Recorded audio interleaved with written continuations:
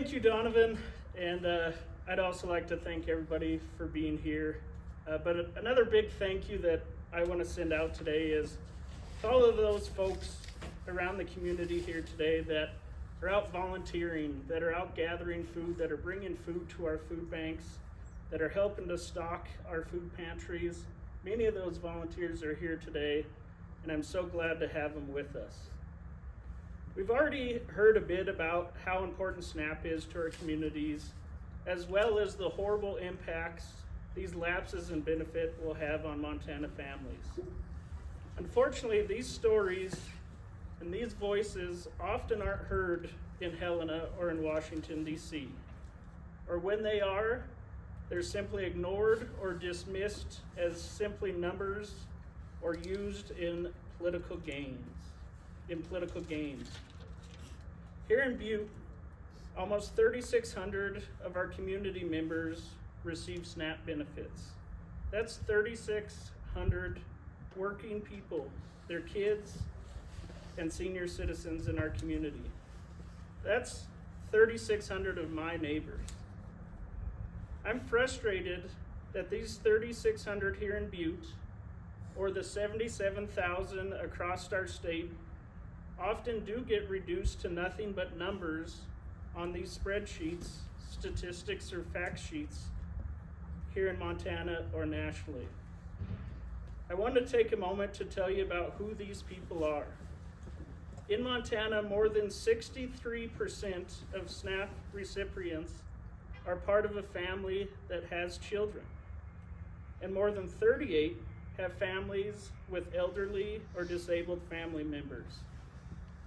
These people are my kids' classmates at school. They're our co-workers. They're our employees who work at our small businesses and are essential workers across our communities. These are fellow partitioners at our churches. They're our friends and they're our neighbors. You may not be aware of it, but it's more than likely that you personally know someone who relies on SNAP benefits. We also know that when we help families with the basic necessity of food, it isn't just some government handout, it empowers them to build a better life for themselves.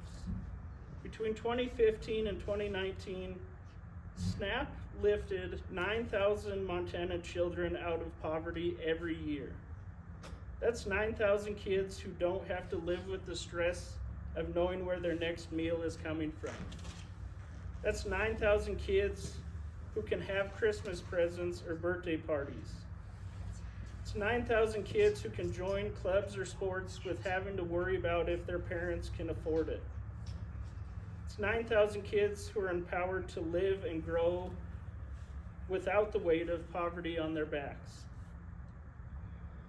Now, some might tell you, oh, it's just a month or maybe less. These people can manage. I can tell you today that this doesn't reflect the reality of these people in my community that my neighbors live with every day. For these families, this will be a month where they will have to choose between food or their medications. This will be a month where they have to choose between food or putting gas in their cars so they can get to work. It's a month where they'll have to choose between food or paying their utility bill. And as many of them are struggling already, if they're behind on their utility bill, this may mean the choice between food or having lights and power. A month may not seem like much to those of us who have enough, but it's a very long time for those who don't. I've also been told, like many of you have, this is that the only people who can stop this are the Democrats in DC, and that it's not our job to fix DC's problem.